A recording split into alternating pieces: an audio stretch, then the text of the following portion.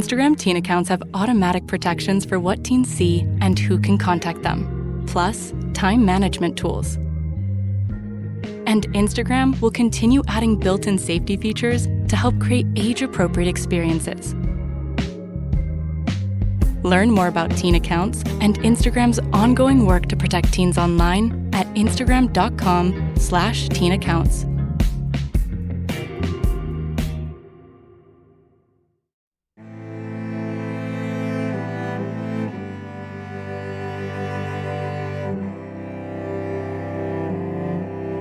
Hello and welcome to Vulgar History, a feminist women's history comedy podcast. My name is Anne Foster, and this series we've been talking about the Regency Era, which, if you know about the Regency Era, you might think about Jane Austen, or like people going to fancy balls, or King George III, or, you know, Bridgerton, things like that. Those are the vibes of the Regency Era, and I hope this series you've learned that actually it was full of dirtbags, everybody was addicted to opium, and everyone was in massive gambling debt. And also, what were the everyday poor people doing?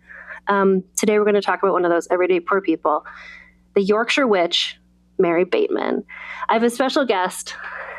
It's Allison Epstein. Hello.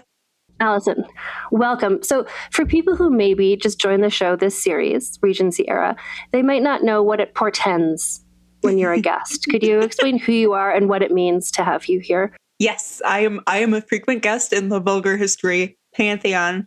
And I show up like a terrible harbinger whenever anybody's going to do something absolutely ridiculous, because Anne brings me on for a nonsense dirtbag story when I get to loudly react to something I know nothing about but will be excited about. And Anne pitched me this one with exactly one fact about this person. And I canceled all of my plans for today to record this episode. So... You've sent me a few times a picture of your schedule being like, one of these things is not like the other. We won't say what the thing is, because the thing that you know comes towards the end of the story, which is delightful. So we're going to build up. That's called a tease, listeners. Mm-hmm. So just wait and see what it was that got Allison, a very busy person, to set aside hours of your life to talk about this. And when we say hours, Anne and I know that we always say we'll record for like 45 minutes to an hour, and we know better than that now. So I have blocked the entire afternoon. We'll see how long this ends up being. As well you should. So the first thing that I wanted to, just bring up, because I came across this story from a listener, don't know who it was, don't have a record of that. But back when I was just starting doing the Regency Era, I posted on my Instagram stories. I was like, what stories do you hope to hear? And people were sharing things. I'm like, okay, good. These are ones I'm working on. And then someone was like, Mary Bateman. And I'm like, who's that? And then I looked it up and I was just like, a witch? Like, was there witches in Regency times? Wasn't that more like James I era? Like, didn't they kill them all? I just feel like Regency Era witch is not a thing that what about you? When I said Regency Era witch, are you like, was there that then? Yeah, I had sort of assumed that like witches were pre-1700 and then again after like 2014. Like it seems to me there's 300 years in the middle there where we didn't really have as many witches. I know like there have been witches all along, but I haven't encountered any. No, exactly. So it was like Regency Era witch. Okay. And so as I do, and shout out to Wikipedia, who really often they're going to have a page. It might be short, but you're going to have those subheadings, and the subheadings of this were just like, I'm sorry, one of them was the thing I told you about. Listeners, that's a tease. But this is one where I'm like, I got to get into this. And thank God there is a book that is called The Yorkshire Witch, The Life and Trial of Mary Bateman by Summer Strevens. So like Wikipedia got some facts from there, but The Yorkshire Witch, this book, like she, in the introduction of this, Summer Strevens, I assume is a woman, I don't know, they said like, yeah, they were researching some sort of other thing just about just kind of, dirtbaggy crime stories from the Yorkshire region and came across this. And they're like, got to write a book about this. So like, thank you. Thank you, Summer Strevens, for putting this all together. I love a historical figure who every time anyone learns about them, they're like, I have to stop what I was doing. I'm so sorry. What? Who are you? Yeah.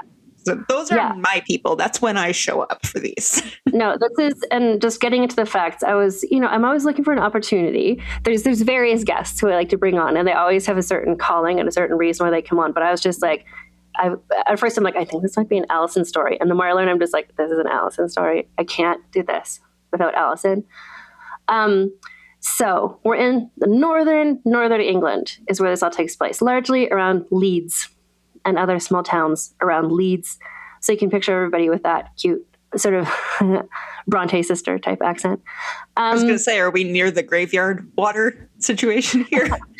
I think graveyard water could be the reason behind some people's bananas decisions in this saga. But there was one part in this. There's one part of the story. I'm trying to keep to a nice narrative, but there's a side character who did live near where the Brontes would later live.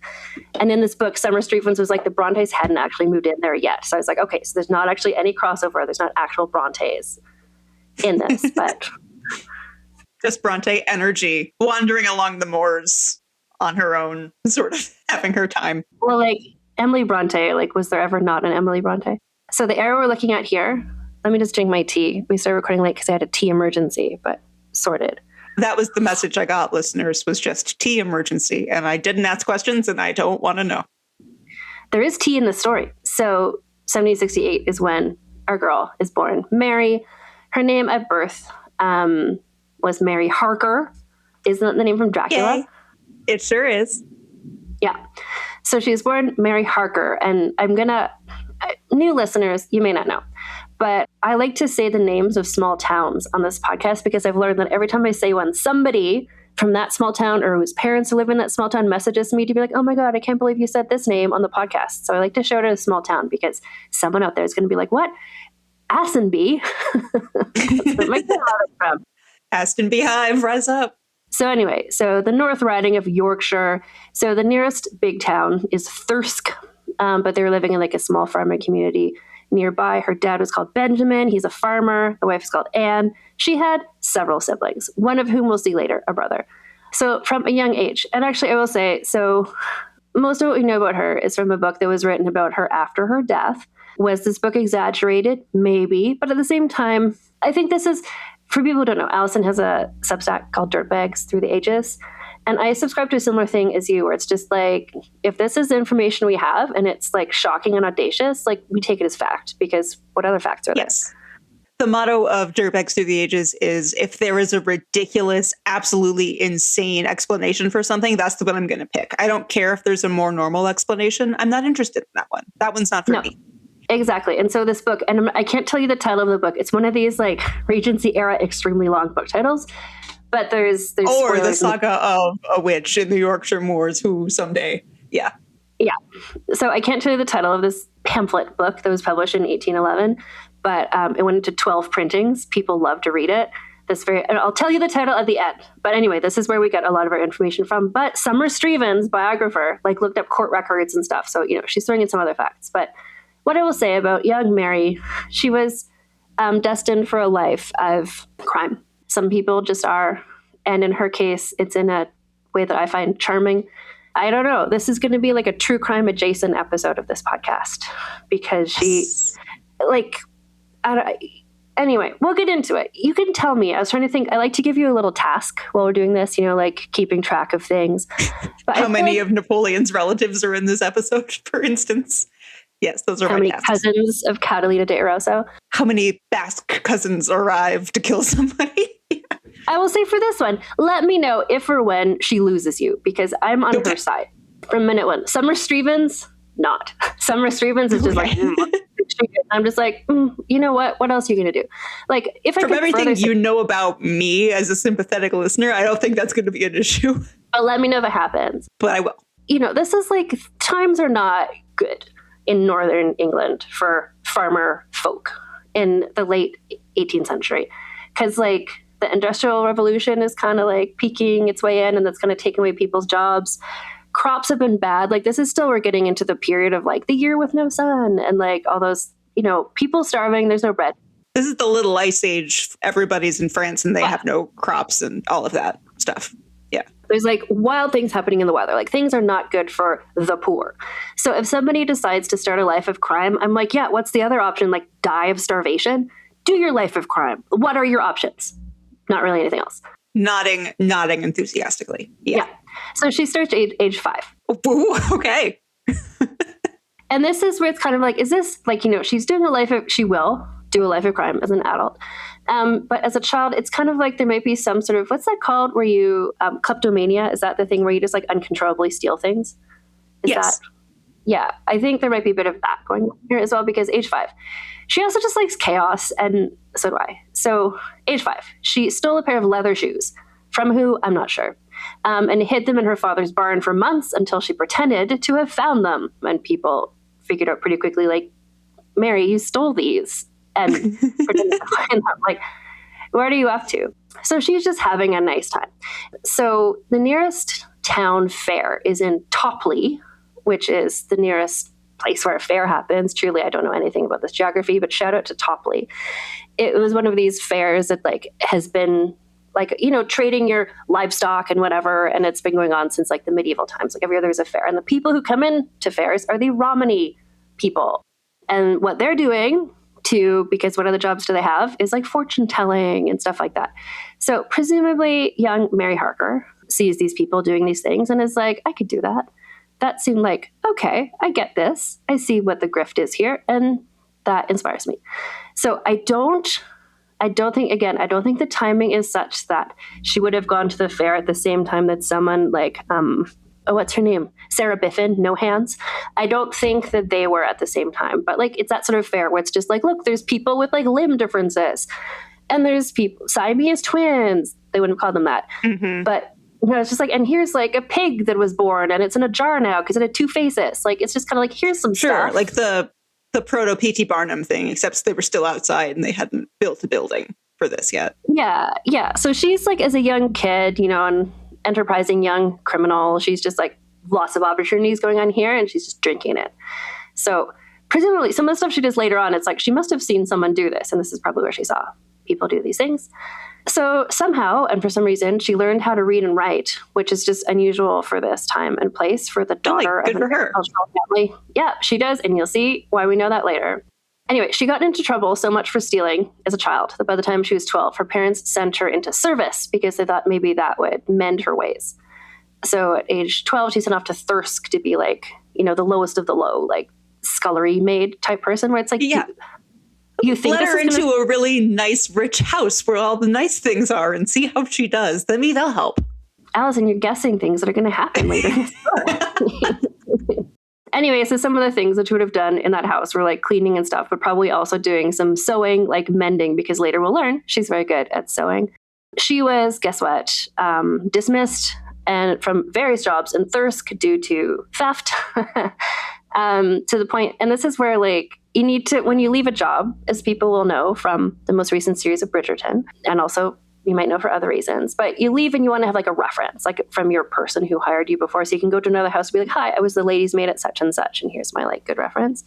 No one's writing her those letters. I definitely was not fired for stealing from this house. So you don't have to worry about that. Yeah. So what she does eventually is changes cities because God, the past is great for that, isn't it? Yeah. So just like moved to another town. So she moved to York at around age 20. So that means that she was kind of bouncing from job to job for like 8 years or so. And then she's just like, no one else will hire her. So she's like, okay, go to a new city and start over. So she goes to York. Guess what? She was dismissed again for stealing things. And so she's stealing things, but she's not, at this point, keeping them. She's stealing things and then pawning them. Like, this is her go-to. We're going to see a couple go-to moves, and she like finds different ways to do them in different settings. But like stealing stuff and then pawning it and then keeping the money is a thing she does a lot, and she gets really good at. Good for her. So anyway, so she's just like, she's burnt out of York. So she moves to Leeds. So this is kind of going to like bigger city. And Leeds is like the bustling metropolis. This is the biggest city she's been, which is probably good for someone like her, because you could go to like one neighborhood to another neighborhood and nobody would know each other, like, because the city is so big, sort of thing. So anyway, at this point, a friend of her mother's got her a job at a mantua maker's shop. Friend of the mother, like, okay. Well, I'm trying to figure out what a mantua is. A mantua, yes, I can tell you. It's sort of like an overdress you put on top of your dress. So it's just sort of like a sewing job. I was picturing a manta ray, for some reason, and I was hoping it'd be like a big cape, like a manta ray shaped. but it is sort of like life always disappoints me. like a dress you put on top of your dress. I was picturing some sort of like Spanish headdress. But anyway, so she gets this job doing sewing. She's got this good sewing skill, which will come in handy later. And she remained there uncharacteristically for more than 3 years, which means they didn't notice her stealing. She wasn't doing stealing. That's not likely. But actually, part of why maybe she wasn't stealing as much is because she started her side hustle. She is a millennial of her time, can't just have one job. Everyone's so poor. She's just like, I gotta find different things to do. She started telling fortunes and making love potions. So this is where she becomes double side hustle. The Yorkshire Witch. I love. Is she doing this like out of the mantua shop where she works? Like come in after 7, and that's when I start making my love potions. Or just, it's delightful. Maybe there was a thing that happened. This was like 20 years ago, but where I'm from in Canada. Do you know what Timbits are at Tim Hortons? They're like little donut holes. Of course, I know what Timbits are. I'm from the Canada of America. Well, listeners might not know. So they're like little donut holes, and you can buy like 12 or 24, but there was a grift. Again, I respect. This is like 20 years ago at one of the Tim Hortons where I lived. And what the thing was this is before like the legalization of cannabis in Canada. And so people would go to the drive-thru of this Tim Hortons when this person was working, and they would ask for 13 Timbits. And if you asked for 13 Timbits, they would give you weed. Yes. Yes, I love that. Is the most Canadian grift I've ever heard in my life. So I'm picturing and eventually it got suspicious because someone was like, why do people keep asking like 13 Timbits if one person does that? Okay, but like, why would you? That's not one of our like value price deals. Right. That's not a thing that we actually offer here. So I feel like if you go to the mantua makers, you're like, I'm looking for the 13 mantuas. I'm looking for the buy a mantua in red silk, if you know what I mean. Wink, wink, nudge, nudge. Yeah, with perfect. Come back at 7.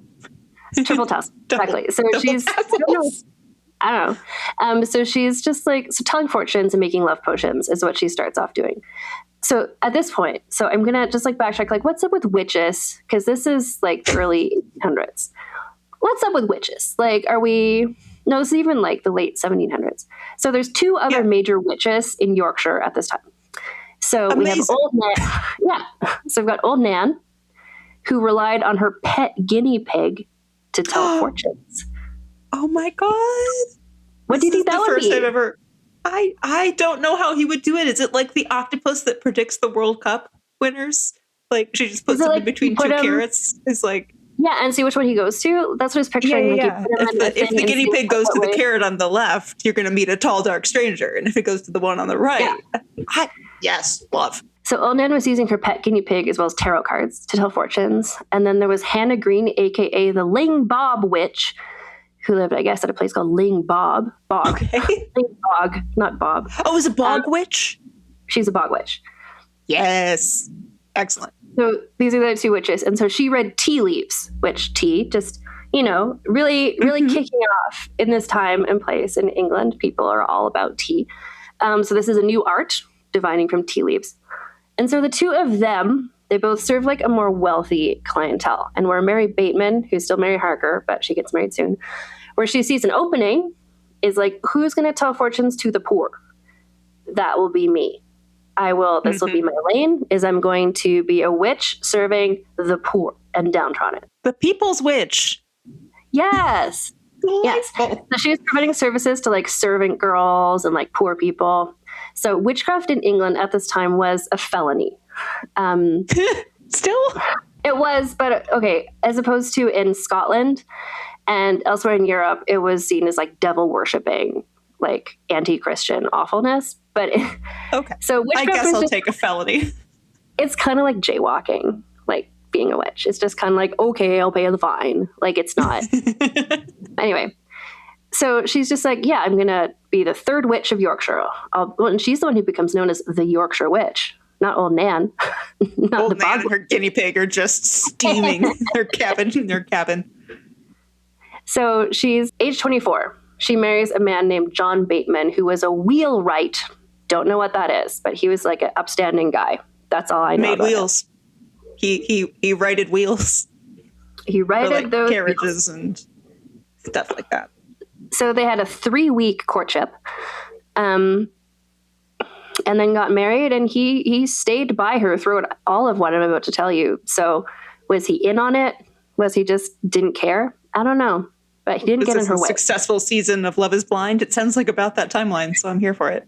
Yeah, 3 weeks. Yeah. So now she's Mary Bateman, the name that she will become very famous for. So they, at this point also, again, it's like, oh, this is kind of like now, like people couldn't afford to buy places to live. So you're just like renting rooms from places, and you'd rent a room and then you'd rent a room in your room. Like people are just, this is the economy of what's going on. The Airbnb of the Regency. Exactly. So they get married. They rented rooms. She would steal things from other lodgers in the same place. She would often, one of her go-tos is just like when she's caught, she's like, oh, you got me. And then she gives the stuff back and they're like, okay, we won't charge you for it then. So she would just kind of like give it back. She's just so charming. They're like, oh, I guess it's fine, Mary. Later, so they took in lodgers of their own. I presume the thing where like they're renting a room and then they rent like a room within the room. Anyway, she of course would steal from them also, but she was careful to never steal more than 40 shillings because stealing 40 shillings or more is a capital offense. Less than that, it's like, okay, like a night in jail. Yeah. I don't know. I mean, 40 shillings, I think, was a lot of money back then. I do not know what the conversion is. My exchange rate is not good, but I think that's several thousands of dollars. But she's like diversified like bananas. So she's got her like fortune telling. She's got her love potions. She's got her like stealing from her like roommates. She's like, these are things she's doing. And then she also starts a new thing, which is she would go to like petticoat maker, and she'd be like, hey, I'm here on behalf of like Mrs. Clarkson, this really rich person, and she wants to see 3 of your petticoats. Can I just take them, show them to her, and she'll decide which one to keep, and then I'll bring the other ones back. And they're like, oh yes, Mrs. Clarkson, for sure. And then she like keeps the petticoats. Like, absolutely. Yes. Yeah.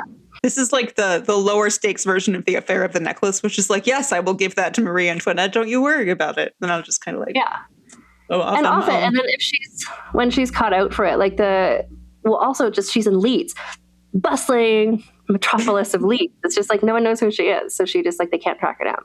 And then she sells them at the pawn shop. Like she's not walking around wearing the petticoats. Like people don't know it was her.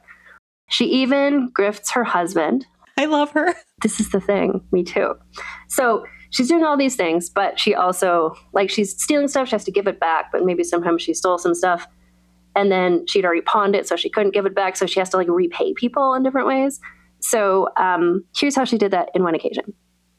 So John, her husband, long-suffering John Bateman, his father lives in, I think, Thirsk, one of the nearby towns. His father is the town crier, top-tier job. I can't believe that was still a job at this time. Like, fantastic. I love a town crier. So she rushes to his workplace at the wheelwright shop. And she's like, oh my gosh. And she has this letter. And the letter says like, oh my God, your father, the town crier of Thirsk, is ill. You need to go and be with him. And John was like, oh my God, okay, I will. And so he rushed off to Thirsk. And while he was away, Mary sold all of their possessions, using the money to pay off the people she had stolen from. Comes back, it's like, hey, my dad was fine. And now our house is empty. And there's nothing here but wheels. Don't know what happened, John. Don't know what happened. And the town crier in Thirsk is like, hear ye, my son just got conned by his wife. Well, this is part of where we know that she could read and write because she forged this letter. So that's true. So one other time, John, you think, would be like, man, from I Love Lucy, like, Lucy, you got some splaining to do. Mary. This is extra good because I'm picturing her husband as Jason Bateman. And I'm just like, that's the person who would be in this situation. Like, I don't know what I expected. So at one time, John went off to visit friends. When he came back, would it surprise you to know, Mary had sold all of his clothes and possessions. Don't leave her alone. Leaving. Just don't leave. She could just do that when he was at work. Anyway, but this is where I'm just like, what's his deal? What's going on with John? Like, they had at least 3 children together. He never left her. I don't know. I feel like he might have been into it. I don't know. But it does seem like first time you sell all of my clothes and possessions, shame on you. But second time, it's a love language? I don't know. I should have seen that coming. She's also an incredibly charismatic person, as we'll see. So he couldn't stay mad at her. So about 4 years into their marriage, so we're in 1796, there was a serious fire broke out on the outskirts of Leeds. 10 people died. I think it was like a factory or something. It was one of these tragedies. And Mary was like, oh no, people, a tragedy. Like, I'll just go in there and do some relief work. Doo, doo, doo. And so she went around like collecting linens from sympathetic people. She's like, oh my God, all these people lost their homes. They need more linens, really good quality linens. Do you have any really good quality linens? I can give the people that need them. And then she would pawn them for money, obviously. And then she stepped it up by then posing as a nurse, collecting. She realized she could get even more linens. And she's like, oh, the doctors need linens for bandages for people, really fine linens, high thread count. Can I, the linens? Thank you. You think she had a little like nurse costume as part of this? Because I have to imagine this was a full situation. I have to imagine. Yes. So shortly after this, and this is where we're just like, what are you up to, John? So he decided to join the supplementary militia. So no, this is like 1790s, late 1790s. There's like French Revolution era war type things happening. I don't think Napoleon's on the scene, but it's like getting to the Napoleon era. So like Britain needs soldiers. And so there's this thing where if you just sign up for the supplementary militia, you can go off and do that. Summer Streven's biographer suggests that John might have been like, we need to get out of here. We're going to get arrested for so many linen-based crimes that like we can't. We need to go. So he joined the militia. She accompanied him on the march. We don't know what she was up to for those 3 years, but I can't imagine she was just like knitting. She was learning some new skills, presumably. I assume every soldier in the supplementary militia woke up one morning and is like, where the fuck are my shoes? Where's everything I own? My entire tent is empty. And her tent is full. So she was with him for 3 years. And after 3 years, they returned to Leeds. So maybe the concept was just like, let's just make everyone forget about us and then come back and be like, oh, we're totally new to town. Not those people that were here before during the fire situation. But this is where she totally doubles down into being what I like to call a witch-topreneur, which is like Lavoisier and other witches we've talked about, who's like a witch, but a business witch. Like, here's my shop. Here are the things you can procure from me. Like, I'm a business witch sort of thing.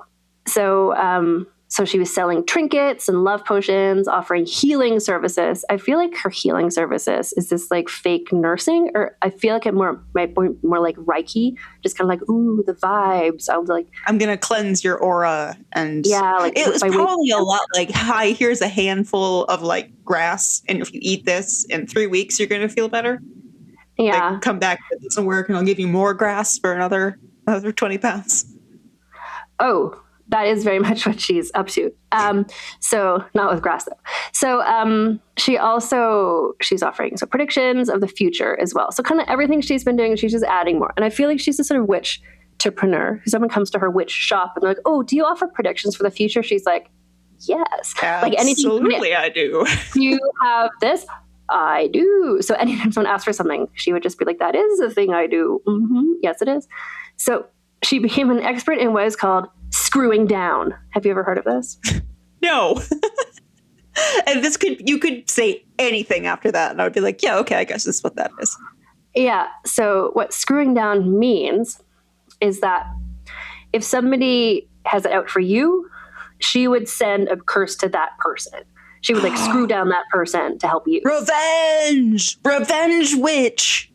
Mm-hmm. Oh my God, proactive revenge witch. I could make $1 million doing this. I'm so sorry. And I have to go start a website for my screwing down business where I hex my enemy's enemies.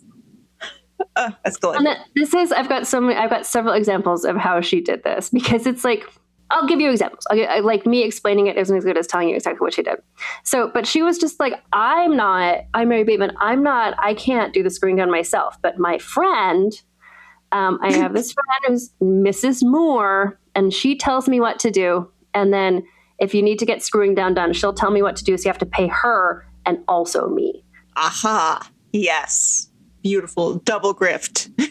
I love that she called her Mrs. Moore. Like, Mrs. also pay me one more time, please. Like, that's great. Mrs. very expensive. Mm-hmm. Oh, and then also, like I was saying, like people come to the door like, ooh, do you do this also? She also started being an abortionist at this time. I feel like that's a thing you shouldn't start doing, like, without training, but I guess it was the 1790s. I think it connects with the healing stuff. I think her abortion services were kind of like giving herbs. Okay. Sort of thing. I guess, not doing a physical task. Yeah. She sell that next to the love potions. I guess that makes sense. Yeah. It's like, here's the love potion and then here's the abortion potion. And like, yeah. So she's an abortionist. And so here's an example. So businessman Barzillai Stead. This fake ass man. But this is a real guy. Barzillai Stead. So he didn't come to her being like, oh my gosh, I'm in so much debt, my creditors are moving in. She approached him and was like, hey, do you have creditors moving in? You don't think you do? I think you do. So here's what I'm going to do. Put them down for you. She J.G. Whitworth that man. That's incredible. I love it. So this is how her screwing down services seem to mostly work. She finds like an impressionable, gullible person and then convinces them that someone else is out to get them. And then they'll pay her to screw down the other person. So it's not like people are coming to her in need. It's like she's finding people and then just telling them, oh, guess what? Your husband wants to kill you. So do you want me to make that not happen? Okay. So that's the approach. That's a legendary grift. I love that so much. Well, and then when like something doesn't happen, where it's like, well, my husband didn't kill me. That was me. I think it's because it worked. I made that not happen. Mm-hmm. Just so many fantastic examples of this. So Barzillai Stead, she's like, oh my gosh, your creditors are closing in. So what you need to do is join the army and skip town. And at this point, again, because of like Napoleonic Wars and stuff, like Britain was desperate for people to join the army. So if you, like now in some countries like yours, they will pay you to join the army because no one wants to do it. So he joined the army and she convinced him to give the enlistment fee to her. Simultaneously, his wife, Barzillai Stead's wife, she was working on her as well, saying like, did you know your husband, Barzillai Stead, has a secret mistress who he's planning to run off with? So you need me to screw down the mistress, this like non-existent mistress. I love her. So she's like, here's what Mrs. Moore says we need to do. Like to screw down this love rival, what you need to do is you need to give me all this money and also 2 lumps of coal. And then place the 2 lumps of coal on the rival's doorstep. This is where I just like, I love the narrative of this. She's like, because then the love rival will be like, oh my God, coal, amazing. She'll burn the coal because she's a poor person. But then this coal is magical coal. It'll make her fall asleep. And it will cause so much smoke in her house that her clothes are going to all get dirty. And with no clean clothes to wear, she won't run off with your husband. Oh my God. This is so unnecessarily elaborate. Like this, it's like, you know, if you give a mouse a cookie, then eventually your husband won't run off with his mistress and join the militia. Like you didn't have to do that much, Mary, but I'm so glad you did. There's one later thing where she has, I'll tell you now, just because it's a similar sort of thing. So she has another later fake witch who she works with called Mrs. Blythe. And she had to explain why Mrs. Blythe said she'd be in this one city, but then she wasn't. And it was this thing about like Mrs. Blythe, like, oh, she wished she could have been there. But when she was riding her carriage past this town, she was so frightened by seeing a hot air balloon in the sky that it hit the horse and then the horse went off the road and then it flipped and now her leg is broken.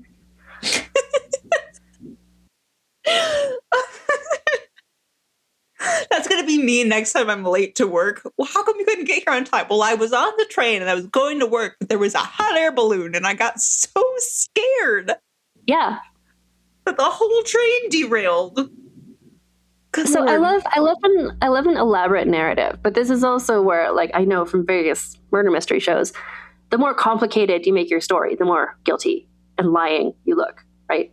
Yes. Yeah. It reminds, you know what this reminds me of? Is the part in The Flight to Varennes where they were coming up with those elaborate backstories for Marie Antoinette and her children. She's like, yes, I am the mysterious Russian noblewoman. She didn't need to do any of that. No, exactly. And my daughter, Louis Boudoir, like, could have just been like, and this Marie. child, it's fine. Yeah. So she loves. This is the thing with Mary Bateman. She's having a nice time. She's having so enjoying much fun and she's making so much money, it sounds like. And people, well, like you said with her husband, it's like, fool me once, shame on me, fool me twice, shame on you. It's like the people who she's going after, like, not that they like deserve to have this done to them, but just like, come on. Like, come on. It's like she also, keeps they asking think for more they're and more things. right. And they think they're getting, like, they think she's following through on the promise. She's like, well, I wasn't killed by my husband, so I guess I'm happy with the service I received. Yeah, like the double negative service that she's doing. So it's kind of like, okay. Yeah. The victimless crime. Exactly. Like if she was going after like the Jean de la Motte, where it's like, well, you're just going after like the wealthiest, shittiest people. So like, fine. But this is like, she's going after like poor people who don't have any money. So you're like, but at the same time, it's like, But you're doing it in such a fun way that, like, if I was gonna get grifted, that's how I'd want to get grifted. It's like respect, Mm-hmm. So so the love rival, this all worked. So Barzillai, he left to join the army, and Mary just kept going after the wife, Mrs. Barzillai Stead. And this is the thing we see with her as well, where she just like, she finds a victim, and it's just like, at some point you think the victim would be like, fuck you, goodbye. But people are so into it. Like, she must have been so convincing, but it's the like sunk cost fallacy. Is that what it's called? Where like you've already put so much to this thing. It's like, if you give up now, then that retroactively means you were dumb before. So you just like dig in even more. So she just keeps going after the same people. She proceeded to con Mrs. Barzillai Stead out of all of the things in her house. Okay, I do have to keep reminding myself that these are like poor people in the Regency era. There's probably like 8 things total in their house. But one chair. That is a hilarious con every time. Is I'll take all of this, please. I will the Grinch Who Stole Christmas you, please. Yeah. Well, and in this case, how she's doing it is she's just like, oh, Mrs. Moore thinks there's someone else. Like, do you want to keep your husband safe in the military? I think the other soldiers might kill him unless you give me money for Mrs. Moore. And then we'll screw down the enemy soldiers. Like, so she's just pawning her stuff to give her stuff. Anyway, eventually Mrs. Barzillai Stead, going through it, attempts suicide by throwing herself in the river. Oh, no.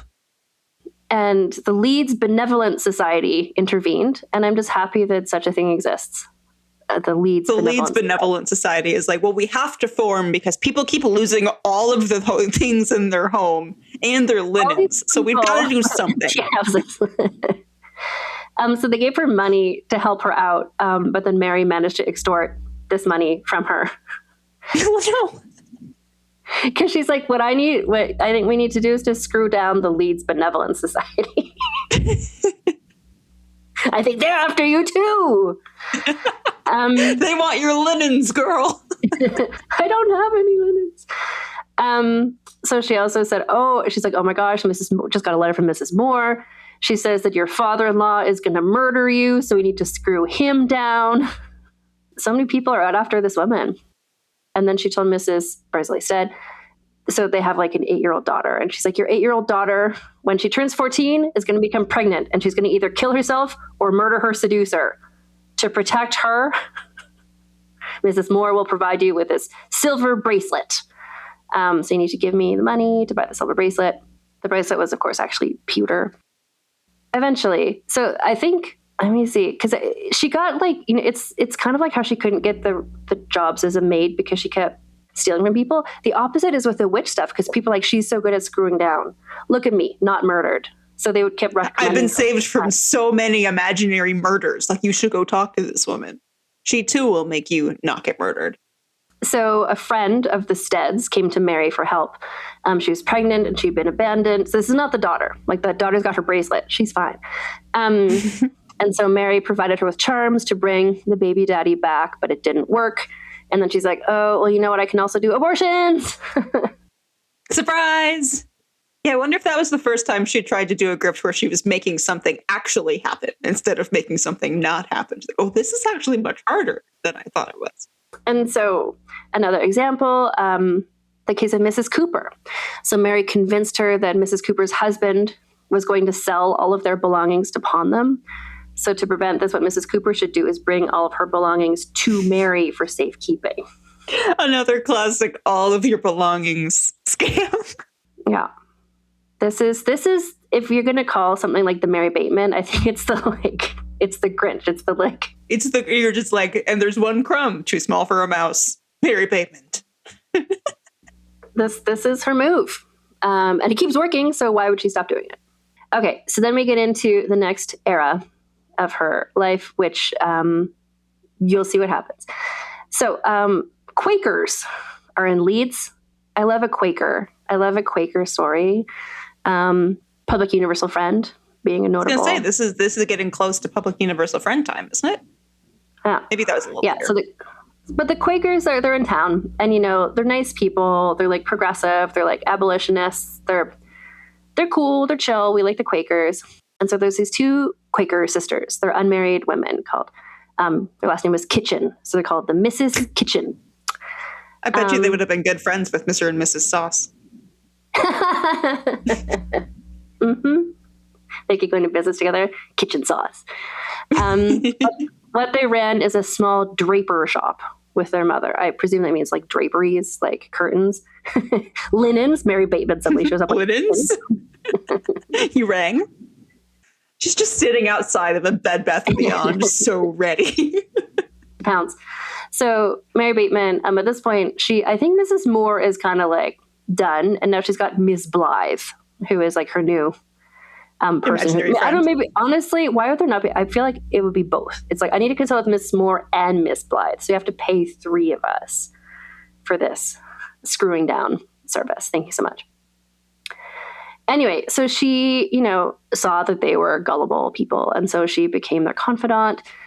She did some work with them in their shop on a casual basis. Remember, she's good at seamstress things. She is good at that sort of thing. And I would presume at that time, she's like, can I just look around your house and see like how many possessions there are? And just like... Would this be a 2-trip situation? Would they fit in my cart? Yeah. So anyway, one of the Kitchen sisters fell ill in 1803, and Mary took over nursing, putting on her, nurse costume from that other guy. And she's like, oh my gosh, you're sick. You know what you can do? Pay me and Miss Blythe. Like, Miss Blythe will send along some medicines. I will personally prepare and administer these medicines for you. Can you guess where this is headed? I'm very afraid this Quaker woman is going to die of leaf poisoning or whatever. Okay, so what I used to tell you about arsenic is that it was readily available. Okay. Oh, girl. It is readily available, unregulated, tasteless, odorless powder that anyone could buy for rat poison. In future decades, when people realized how many people, or somebody called it inheritance powder, like people were just like, hell yeah, arsenic, let's go. It would later be regulated. At this point, it's not. Arsenic, unregulated, tasteless, odorless, cheap, easy to get. So Mary Bateman is preparing these concoctions for the sick Miss Kitchen, and their mom, Ma Kitchen, came to town who, oh my gosh, my daughter's ill. Well, that's what I like to think she's called. She came to town, but within days of her arrival, she also was ill. The other daughter became ill. Eventually, all 3 of them died from the same symptoms, which are the symptoms of arsenic poisoning, which I won't get into, but are pretty unpleasant. And also become pretty recognizable. Spoiler. Did they happen to, in their will, leave all of their belongings in their house to the woman who sold them the medicine? It's even more convoluted than that. So to avoid any investigation into these deaths, Mary spread rumors that they had all died of the plague. And there had been like plague, there'd been like typhus, there'd been like so many outbreaks of so many things in Leeds in recent history. So it was just like, oh my God, plague. So they just like boarded up the house and the shop, like so nobody went in or out. So, but by the time the, estate agents came to be like, okay, well, let's just assess what's left in this house. Nothing? There's nothing in this house? Nothing in this house? Or business? Where's the linens? All of their drapery. It's gone. Isn't that strange? Yeah. So everything was devoid of goods. And so Mary, there's still Leeds, which again, I just need to emphasize. It's like, and I recently was on a trip to England, and I learned a thing that I sort of makes sense, but I just had never been told this outright. But like in this time period, like everybody lived walking distance from their house, and you never really went anywhere else if you're a poor person. Like you just go home, you go work. Like there's not trains, there's not buses, there's not like how and why would you ever go anywhere else? So you're just in your neighborhood. So in Leeds, like you just go to this neighborhood, grift everybody.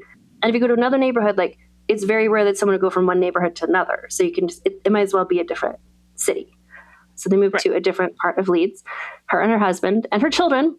So they moved to a place called Black Dog Yard, which I like. Fabulous.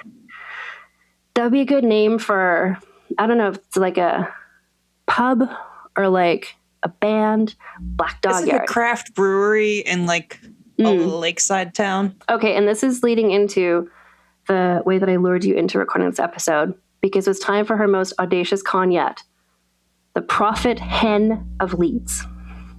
Now you all see why I cleared my afternoon. Because all I was told was the Prophet Hen of Leeds. And I said, yes, great. There is a 4-hour block on my Outlook calendar that just says, fortune telling chicken, question mark, question mark, question mark. Mm-hmm. So go on. Let's go. Okay, so 1806. So for a little backstory. So we've talked about how like the weather is terrible, like the crops are bad, like industrialization is happening, like she just exploited, like there's all these like weird diseases happening. For the poor and working class people, life is not so different in like 1806 as it would have been in like 1406. Like things are shitty, everything's confusing, everyone's poor, life is terrible, and you just feel like, and there's all these weird weather things are happening. So it's kind of like, oh, is it the end times coming? And there's a real spiritual movement. I know you're into this sort of thing in your I do love a spiritual movement. Have you heard of the prophetess Joanna Southcott? Give me a time period. Is it like around this time? Okay. Yes. No, then I had not. Okay, so Joanna Southcott was a prophetess. She was very popular in this time and place. So she actually, I don't know if either of us is prepared to talk about this, but the book of Revelations is a part of the Bible that is unhinged. And I have read it many years ago. It is it's like, much wilder than I was led to believe. Yeah, it's kind of a list of things that will happen, and then, you know, like Jesus will return to earth and like the world will stop.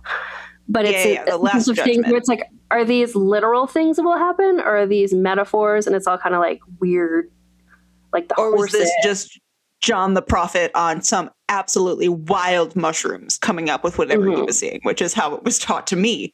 But yeah, there's a lot going on in that book. It's a list of sort of like things to look out for. It's like the Antichrist will show up, and like if you see a big sexy woman followed by a giant whale, things are getting bad out there. Yeah. So everyone's really like Joanna Southcott and her followers are really into the book of Revelations, and like, cause they're like, all this weird stuff is happening. There are all these plagues, all this weird weather stuff, the little ice age. They're like, this must be the end times. Okay, let's prepare for it.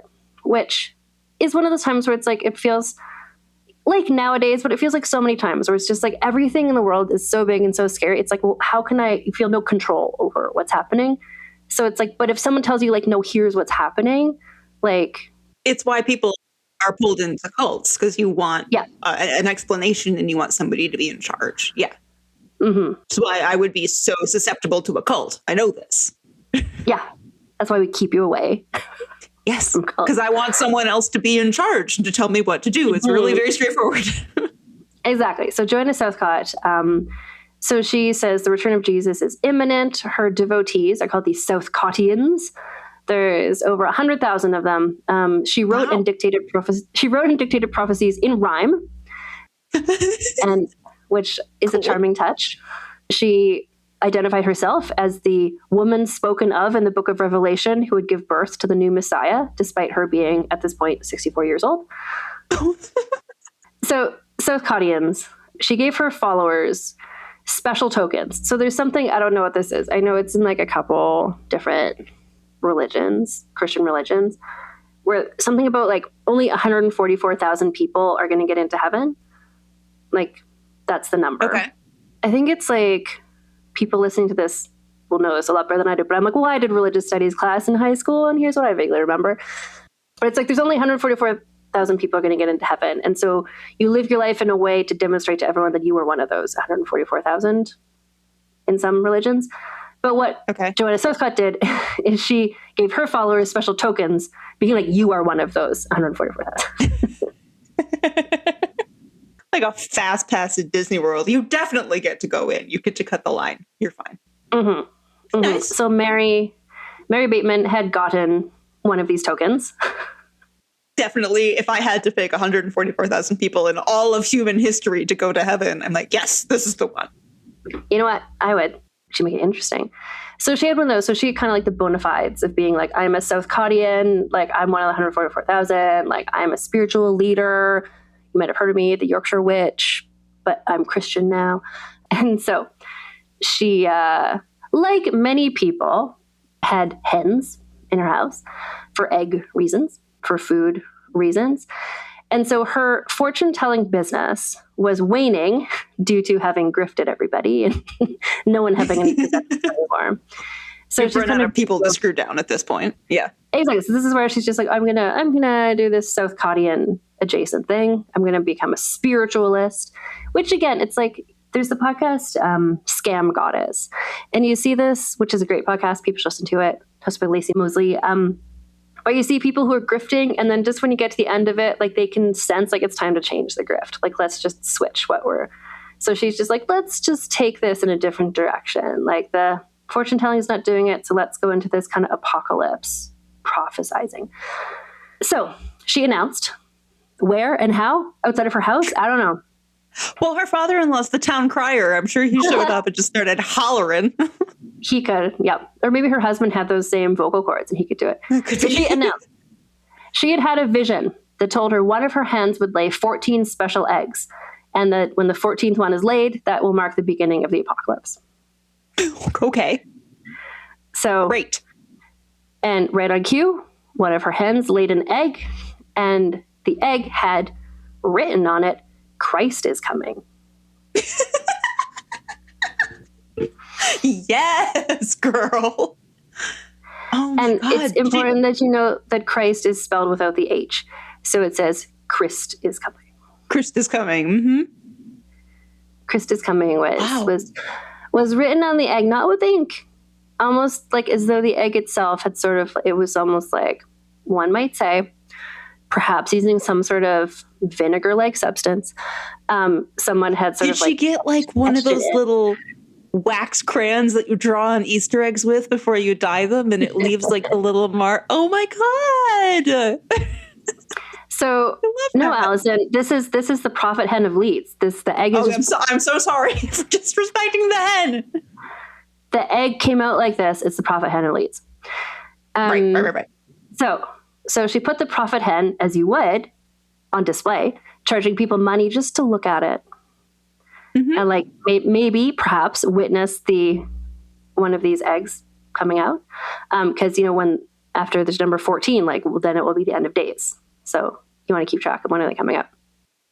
It wasn't that it was going to lay 14 eggs at a time. It will eventually lay 14 eggs. It will eventually lay 14 prophet eggs. In between that, probably normal eggs, but just like 14 of these like magical eggs are going to come about. Okay. Over, one would presume, quite a lengthy period of time. Not all at once. So she also sold her own version of the Southcott seal.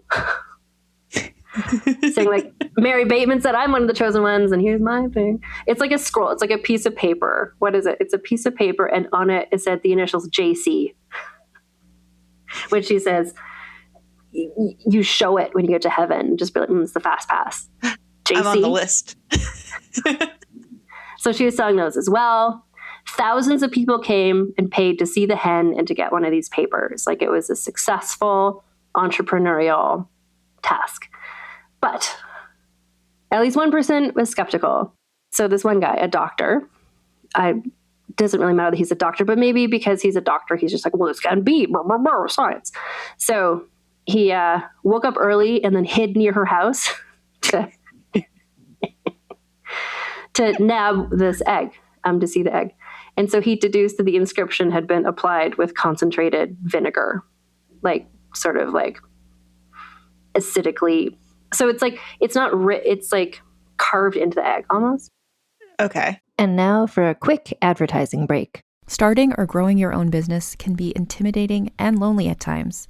Your to-do list may feel endless with new tasks, and lists can easily begin to overrun your life. So finding the right tool that not only helps you out, but simplifies everything as a built-in business partner can be a game changer. For millions of businesses, that tool is Shopify. Shopify is the commerce platform behind millions of businesses around the world and 10% of all e-commerce in the US. From household names like Gymshark, Rare Beauty, and Heinz, to brands just getting started. Shopify has hundreds of ready-to-use templates that can help you build a beautiful online store that matches your brand's style. And you can tackle all the important tasks in one place, from inventory to payments to analytics and more. No need to save multiple websites or try to figure out what platform is hosting the tool that you need. And if people haven't heard about your brand, you can get the word out like you have a marketing team behind you, with easy-to-run email and social media campaigns to reach customers wherever they're scrolling or strolling.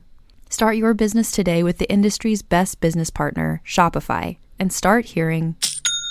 Sign up for your $1 per month trial today at shopify.com/realm. Go to shopify.com/realm. That's shopify.com/realm. The world moves fast. Your workday, even faster. Pitching products, drafting reports, analyzing data. Microsoft 365 Copilot is your AI assistant for work. Built into Word, Excel, PowerPoint, and other Microsoft 365 apps you use. Helping you quickly write, analyze, create, and summarize. So you can cut through clutter and clear a path to your best work. Learn more at Microsoft.com/M365 Copilot. TaxAct knows every small business owner has different tax filing needs. With TaxAct, you can file yourself with the help of an expert, or TaxAct can do it all for you. You're the boss, the head honcho, the top banana. And TaxAct is like your loyal, trusty tax aide, ready to pounce on any tax needs you might have. TaxAct is dying to pounce on some small business tax needs. TaxAct. Let's get them over with. This podcast is brought to you by Carvana. Selling your car should feel like one less thing on your list, not one more. With Carvana, it is. Just go to Carvana.com, enter your license plate or VIN, and get a real offer down to the penny. No back and forth, no surprises, just an experience you can trust. Like your offer? Accept it. Schedule pickup, and we'll come to you with a check in hand. Your car, your timeline, your terms. Visit Carvana.com to sell your car today. Carvana. Pickup fees may apply. And we're back. So I just want to tell people, warning for an unpleasant thing involving chickens.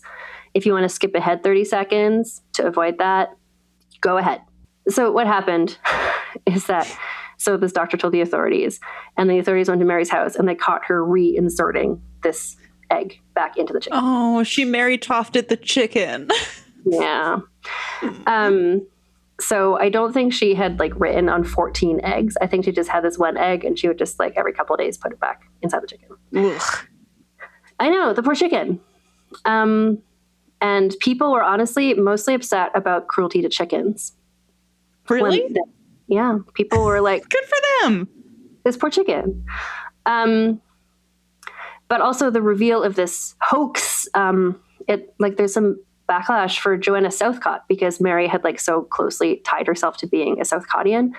So Joanna's like, I had nothing to do with the magical chicken. Please leave. I'd like to remove myself from the narrative.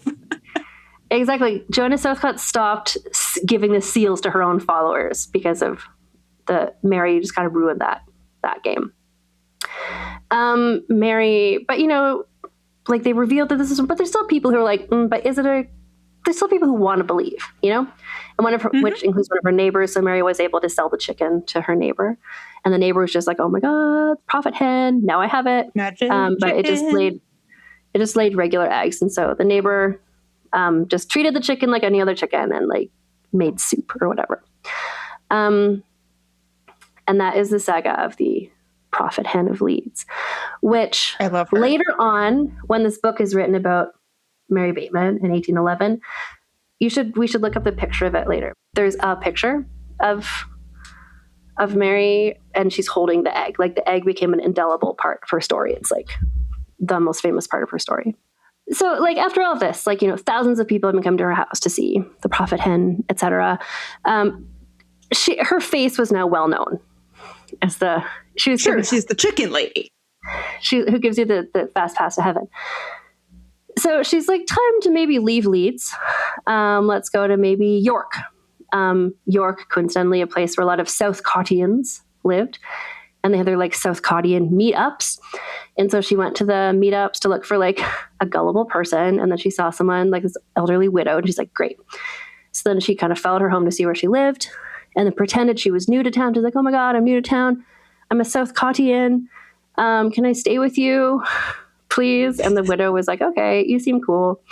I love South Cots. You have the little symbol that shows you're one of the cool people. You can come to my house. Here's my pass. And then Mary kept trying to find ways to get the widow to like, could you go buy some meat from the market so we could have food and just leave me alone in your house for no apparent reason? Like, I just so I can gather up all your belongings. Or even just kind of like inventory. But the widow wouldn't do that. Eventually, so they're eating food together. It was like mutton with gravy, and Mary had made the gravy, and she's like, drink this gravy, old lady. And the widow's like, no, thank you. Mary herself. You have your arsenic face on, ma'am. I don't trust it. So Mary also didn't drink the gravy. She threw it away. So it's like, presumably what she was going to do is just kill this old lady, steal all her stuff and go. But the old lady outsmarted her, whether consciously or not. And then, I don't know, just a little sojourn to York, and they just went back to some other part of Leeds, not Black Dog Yard. And she pivoted back to medicinal remedies, abortions, and stealing people's furniture. For instance, so there's one family there. The man of the household died. And then she convinced, so the widow is left with 4 children. And she tells the widow, like, I think your oldest son is going to sell all your furniture.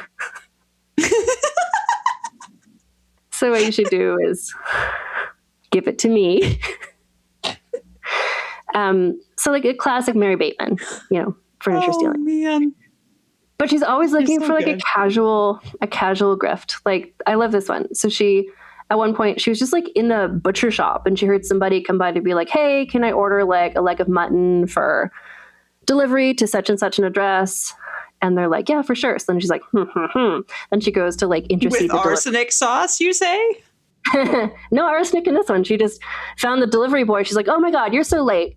Give me that mutton. I'll take it to her. And then she took it home, and she like took the mutton. Except this would have all worked. She would have gotten away with it. Except for the delivery boy was like, well, that's Mary Bateman. That's the one with the prophet hen of Leeds. So they went to her house, and she was like cooking the mutton. And they're like, God damn it, Mary Bateman. So she paid them back, I guess. But I just like, she's always looking for an opportunity. Was she ever like arrested for any of this? Because like the fact that it doesn't seem like she spent a day in jail is incredible. No. Well, and I think it's because she'd be like, oh, you got me. And then she like pays them back. I guess. No, she's not arrested for anything. That's wild. Yeah, well, that's why I always go like under 40 shillings or whatever. Mm-hmm. So a thing that she had been doing throughout, but this becomes more of a thing in this part of her story, is so she had sort of like it's a witch thing, I guess. I mean, allegedly.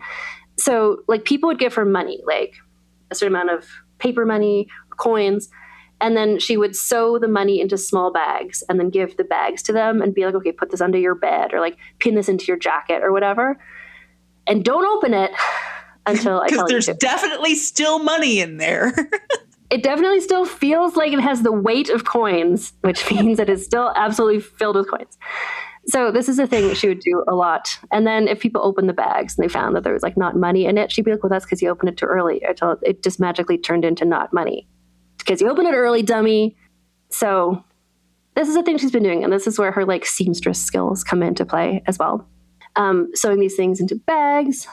And so I don't know, scene setting for this is a thing she's been doing this whole time. Meanwhile, one of her brothers, remember she had siblings, so one of her brothers came by. He had deserted the Navy, which was a huge deal in this time of because we're in 1807, I think. It's Sure. And as all of the Master and Commander girlies know, oceans were battlefields at this time in history. So, yeah. No, and this is why, if you left the Navy, if you deserted the Navy, it was the death penalty. Also, it's got to be really hard to desert the Navy. You're in the middle of the ocean. Where are you going to go? Swim. So her brother came by. He deserted the Navy. He came out with his wife. And Mary was just like, how can I make money off this situation? Also, I don't like having them around. So she pulled out a classic Mary Bateman. She presented a letter to the wife saying her father was ill. So the wife left town. Your father, the town crier somewhere. So while the wife was away, she just played on the brother being like, oh, you should divorce her. I think she's been cheating on you, et cetera, et cetera. But the wife, the wife came back and she's like, that's not true. But when the wife came back, they realized that Mary had stolen and pawned all of the possessions that they had traveled with, in their trunks. Mm-hmm. That's on you. You know who your sister is. You know her. She's age 5. Don't bring things into her house. You know she's going to pawn them.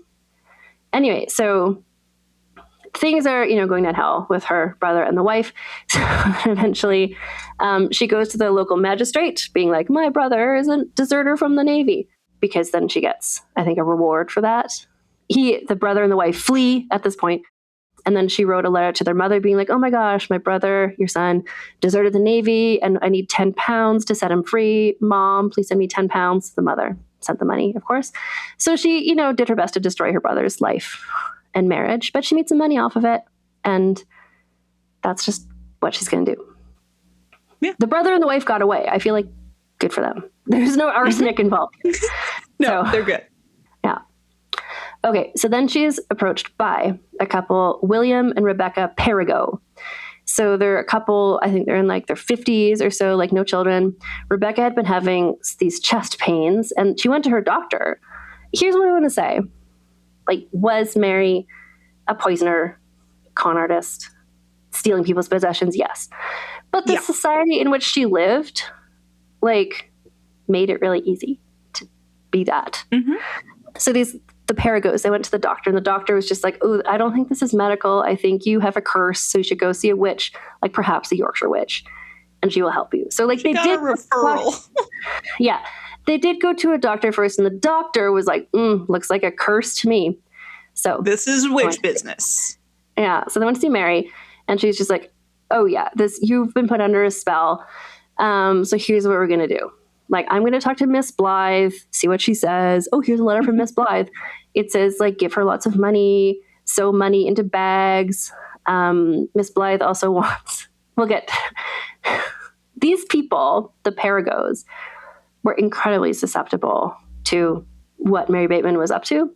So she, every 2 weeks, she's like, oh, a new letter from Miss Blythe. She says, oh, yeah, she's really working on this curse that is on you, but she needs some more dresses and some silverware and some bread and a nice new pair of shoes. And so they keep being told to give this stuff for Miss Blythe and give it to Mary Bateman to give to Miss Blythe. Of course. So here's an example. So these letters, and the letters all ended with and then as part of the counterspell, burn this letter, don't keep this letter. But they kept some of the letters. So one of the letters says buy me a small cheese. About 6 or 8 pounds weight. It is to be carried to Mary. That's so much cheese, Anne. 8 pounds of cheese. Do you think that's for her to eat? Or is she going to pawn it? Do pawn shops take cheese? Probably. I mean, yes. And I'll tell you how I know is because famously in the Great Fire of London, when Samuel Pepys was trying to save all of his most expensive possessions, he took a giant wheel of Parmesan cheese and buried it in his backyard so it wouldn't burn down in the Great London Fire. So yes, you could sell cheese. So it's just normal to have a wheel o' cheese in your house. That's just... I don't think it was normal, but I know of exactly 2 instances where it happened. the cheese, the Parmesan cheese, did not melt. I don't know. Not if you buried it far enough underground before the fire came. Yeah. And you just brush the dirt off the rind and you're rich in cheese again. So she's asking for 8 pounds of cheese. So, and every 2 weeks, these letters came from Ms. Blythe, quote unquote, demanding more money and goods. So the letters were delivered to the Perigos either by Mary's son, who also we know later from the trial that is going to happen, he would go pick up things for her, like arsenic from the chemists, or the letters would arrive in the post. So the Perigos, here's a list of some things that they gave, that Ms. Blythe requested and that they gave her. So furniture, clothing, 1 goose, a tea caddy, a quantity of tea and sugar, 200 or 300 eggs, 60 pounds of butter, a new waistcoat, 2 napkins, half a pound of tea and a tea canister to put the tea in, and more than that. But those are the things that stood out to me. So many eggs. What do you do with so many eggs? 300 eggs? That's so many eggs. You could... I'm panicked at the thought of having to like put that many eggs somewhere. Well, that's why I think it's funny that she wants 2 napkins and 300 eggs. What are you... Are those equivalent value? I don't know. Eventually, Ms. Blythe sent a letter saying she was unable to sleep in her own bed due to the battle she was having with the spirits who were cursing We've all been there. And so she needed a new bed and bedding. So the Perigos acquired this for her. And I mean, like, this is... The Perigos are going and buying all this stuff. Like, the guy who... Like, they bought the bed, and they're like, oh, yeah, could you deliver this bed to this? And, like... Miss Blythe's brother is going to bring the boat up the river and pick it up. And the bed seller is just like, it's very unusual to buy a bed for someone so far away. Like, this is preposterous. And like, you see Mary Bateman just kind of being like, oh, can you send me like 2 dozen eggs? And then they do. They're like, can you send me 6 dozen eggs? And then they do like 300. Like, how much can I ask for? How much? And at this point, she's like, I wonder how far I could push this before someone stops. So, like, a bed is like a really expensive thing in this era and time. So ultimately, I think around the time of the bed, Mary is just like, this is like, I'm going to get caught. Like, this has been a fun time, but like, this is becoming pretty apparent that I am defrauding these people. So she's like, time to pull out the old arsenic. So she's like, Miss Blythe said that what we need to do is like, here's this powder. Please like mix this into pudding. Eat one of these puddings every day. And then if it makes you feel sick, that's good. That's just like, the demons being exorcised. If it makes you feel sick, then mix this powder in with your honey and then just take like a teaspoon of the honey. Like that's what you should do. Please and thank you. And if they didn't consume everything exactly as directed, everyone would die. Like both of them, Mary, Miss Blythe, Miss Moore, everybody. So like chicken, it's all over. Everybody. So they started eating the pudding. And at first it's like, it's fine. But like, it's like, eat this pudding every day for 6 days. And it's like on the 6th day, suddenly the amount of powder to put in was like 5 to 6 times more than on previous days. What I learned about arsenic is you need just like a pea-size amount is what to kill somebody. So I don't know how much she was putting in this day 6. 6 to 8 pounds. Pudding, mix it with your cheese.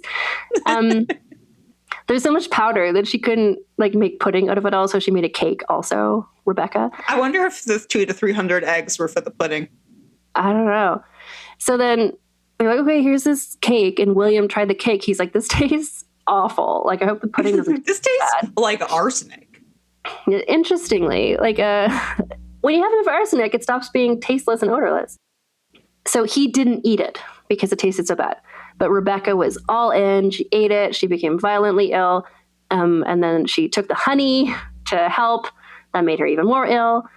And Mary had warned them, like, this might make you sick, but it's good. That's you expunging all the curse stuff. So don't call a doctor. So they did not call a doctor until towards the very end when it really seemed like she was dying. William called for a surgeon. The doctor didn't arrive until after Rebecca had already died, but William spoke to the surgeon and he's like, yeah, these were the symptoms she had and I had similar symptoms. And the surgeon is like, oh, that's arsenic poisoning. That's like, oh, categorically the exact symptoms of arsenic poisoning. Yeah. The doctor suggested like, well, let's just test. They gave some of this powder and they gave it to a chicken to see if the chicken would die. The chicken did not die. I feel like the chicken was working for Mary Bateman somehow. Is it the hen from before? Maybe. Are chickens susceptible to arsenic? That could be, and that's what I thought too, because maybe they're not. Yeah, like I don't know. I've never tried to poison a chicken, so like I'm just guessing. I don't know, but what I will say, and this is a warning. I'm gonna Google it while we do this because I need to know. Okay, but I just want to give everybody a heads up warning. Skip ahead 30 seconds if you need to for some things that happened to a cat and a dog. Skip ahead 30 seconds if you don't want to hear this. But what it was, as you might imagine, Allison, is they fed some of the cooked pudding to a cat, and the cat died. And then they fed some of the honey to a dog, and the dog died. And then this guy... Would you believe chickens are not susceptible to arsenic? Is that true? Yeah. What a great loophole for something. I don't know what, but I'm thrilled that she found it. Like, it would have proved her innocence if only they hadn't moved on to testing it with other animals. So they did an autopsy on the dog and found like poison in its stomach. So this doctor guy is just like, seems like these two people have been poisoned and she died of it. So William, still ever trusting, went to Mary and was like, oh my gosh, Rebecca died. Like, I can't believe it. Somebody poisoned me with arsenic. Will you help me? This is like, there's another story I didn't put in here, but there's like a young servant girl who Mary was helping with like screwing down. And then she eventually, I guess, wanted to get rid of her.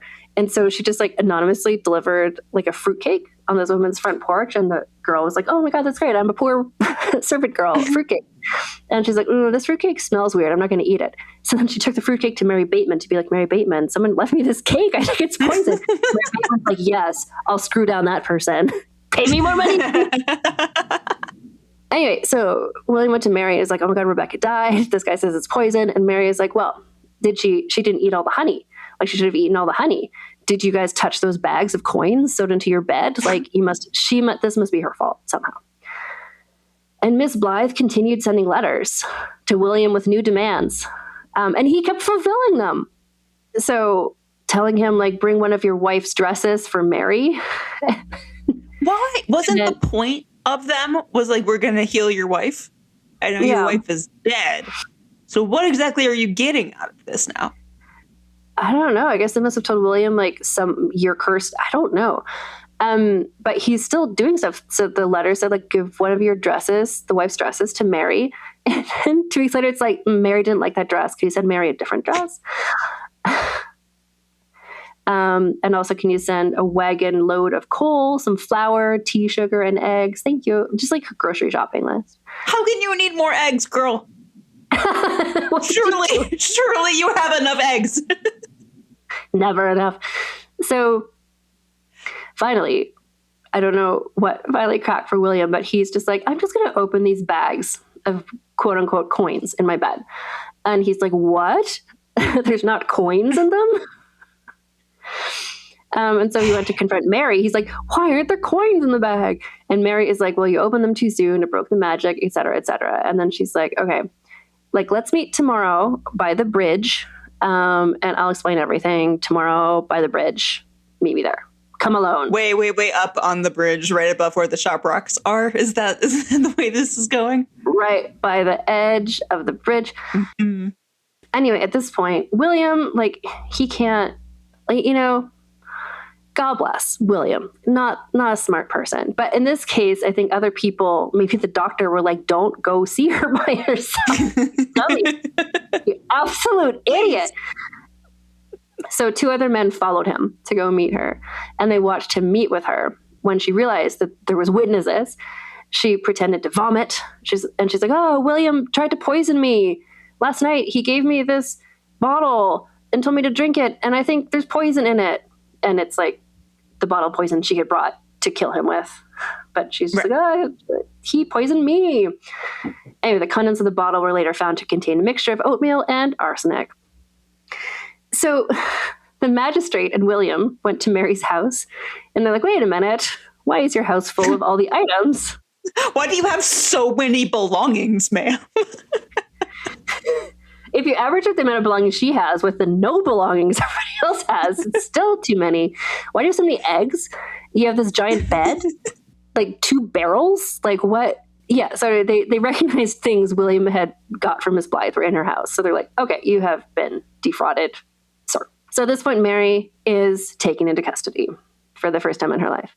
So she was brought before the Leeds magistrates and charged with fraud initially, like just for having taken all this stuff from him.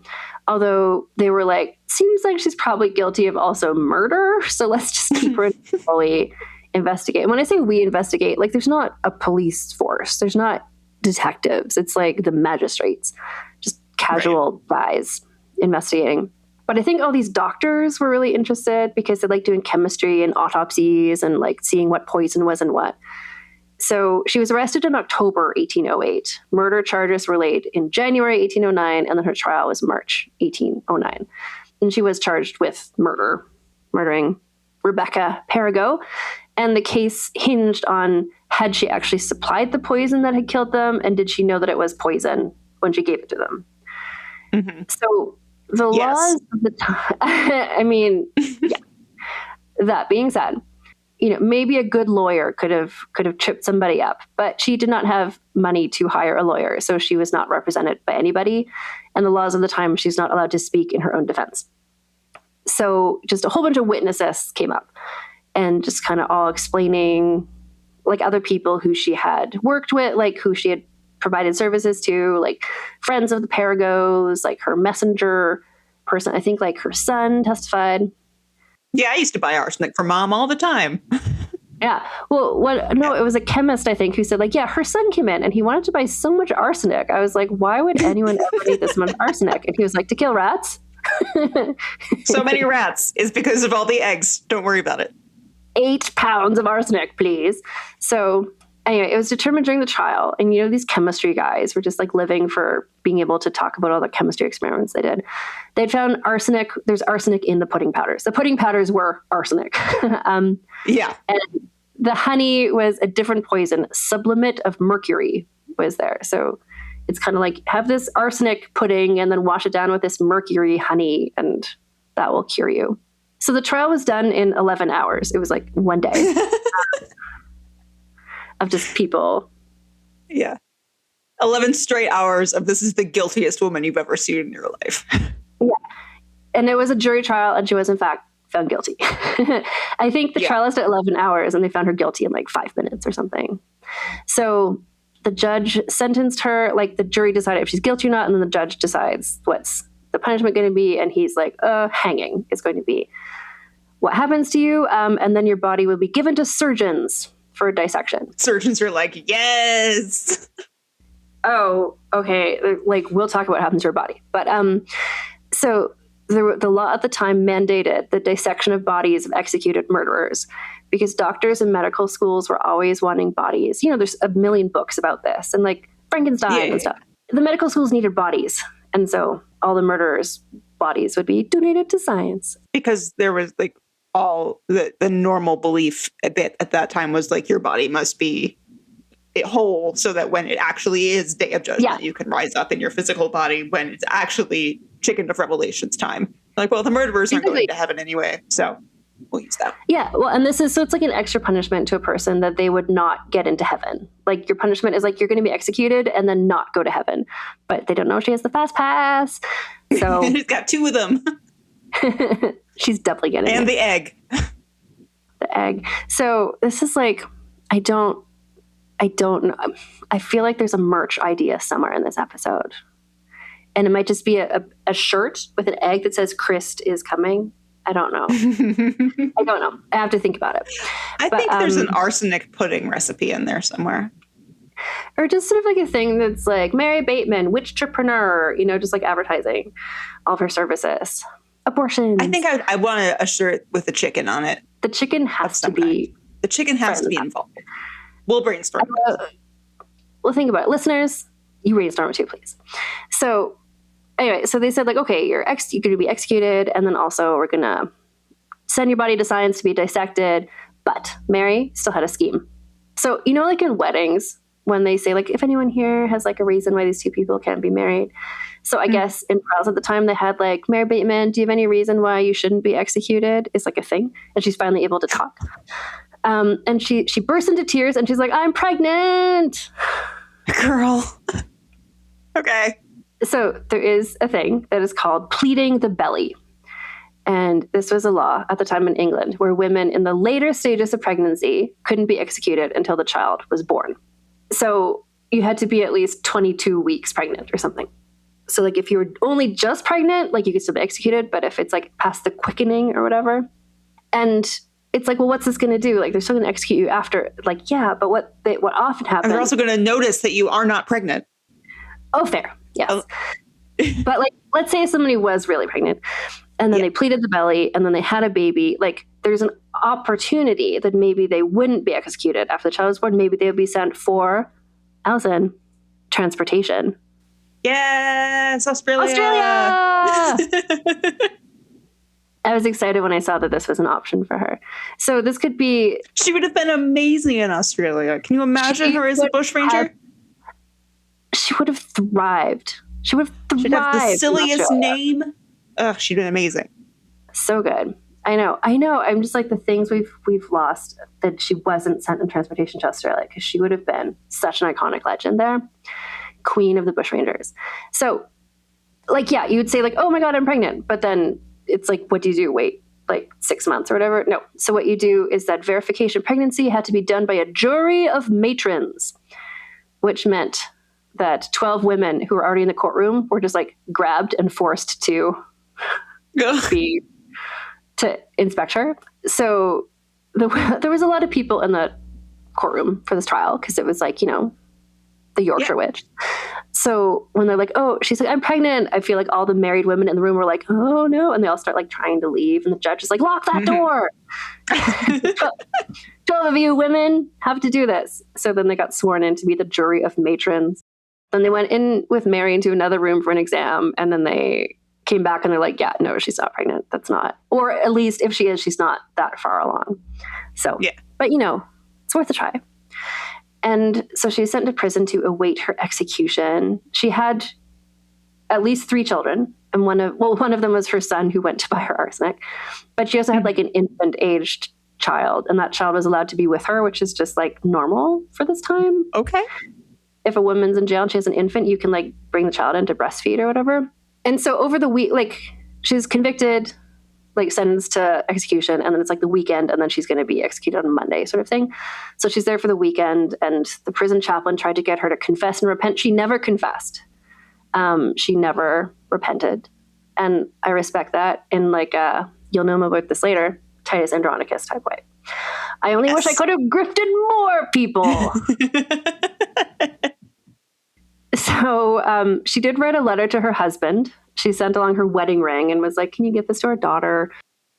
Can you pawn this for a couple more belongings? So she admitted in this letter to being guilty of, quote, some frauds, but maintained her innocence in the death of Rebecca Perigo. Like, okay, I did some frauds. In the biography... You know, you were there. Like when I pawned all of your belongings twice, for instance. In the biography of her by Summer Stevens, in that part, Summer Stevens put in italics some frauds and then was like, italics mine. Like Summer Stevens hates Mary Bateman so much. It's palpable in this biography. But here's the thing. Mary Bateman, unstoppable. Even while in prison, waiting to be executed, she got her fellow prisoners to pay her to tell their fortunes. Yes. What was she going to do with the money? Exactly. And then another prisoner who was like, oh, sad that like her sweetheart didn't come by. Mary was like, I can ensure that the sweetheart's going to come by, visit you in prison. Just give me some coins. I'll sew them into this thing. Put them in your stays. So she took the woman's coins and claimed to sew them into her stays. And after Mary Bateman was executed, the woman's like, wait, where's my coins?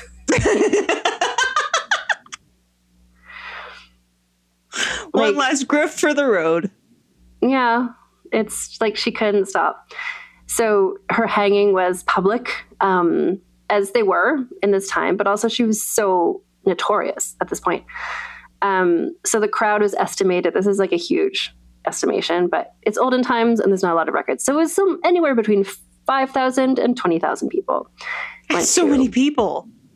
Watch her be, yeah, because she's like, well, partially because many of whom were like, oh my God, she's the Yorkshire Witch. Like, she's going to like fly out of here. She's going to like something, the apocalypse is going to happen. I was just like, something's going to happen. Like, this is, tragically, she did not have any supernatural abilities. And so she died by hanging March 20th, 1809, aged 41. But that's not the end of the story, Allison. Actually, we went through the story and she never lost you. I was just thinking, I wobbled for a second, but she never did lose me. Like with the only time I wobbled is when she tried to frame her brother for deserting the Navy, because I support anybody who deserts the Navy. I was like, but the rest of it, I'm all in. Okay, good. Yeah, no, I am too. But I feel like just the audacity. And it's like she's living in this time where it's like she did all this stuff. Like, she could have just like been like a stay-at-home mom, whatever, like just like raising her kids, working in a factory, and she's just like loved the grift. She loved it. That's the thing. It's not just like, oh, I'm, if they made a movie of this, maybe they try to make her more sympathetic. It's like, oh, she's just doing this for her children. It's like, no, she was just good at it. No. She figured out what she could get away with. Obviously having fun while she was doing it. She wasn't doing it in the most efficient way to make money possible. She's like, this is wild, but I think it'll be a good time for everybody. Like, yeah, that's awesome. I love that.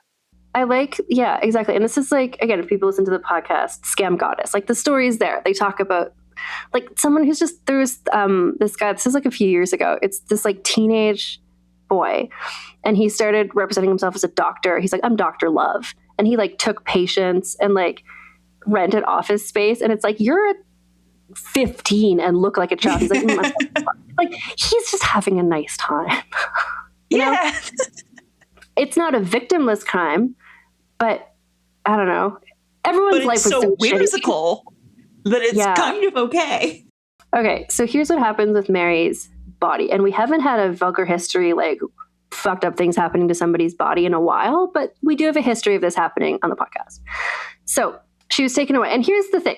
What I also want to say about, like, if you've listened to this long of the podcast, it's like, yeah, because the story is great.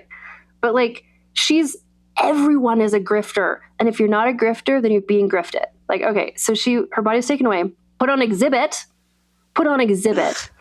in the surgeon's room at the infirmary, where people paid threepence just to see her body. More than 2,500 people paid this fee just to see her body. So they raised £30 for the infirmary. Summer Stevens was like, that was the only charitable thing she ever did in her. Like, calm down, Summer Stevens. But so this is not it. So her body was undissected, and this became an event people could pay to attend as well. Over 3 days, a 3-day Mary Bateman dissection Coachella festival. So on day 1, medical students could pay to watch the dissection. On day 2, other gentlemen, not medical students, could pay to see the body. And on day 3, women could buy a ticket to hear a lecture about the body, which I'm like, let them see the body. I know. She would have loved that. Like, come on. She's a woman. Anyway, so people are just making money off of her. Although the one person who you might think would be here all about this, Madame Tussaud, not involved in this. Now, this is exactly Madame Tussauds shit. Like, she would make the death mask. She would have like, oh, here's the actual egg. You know, like that's Madame Tussauds. Right.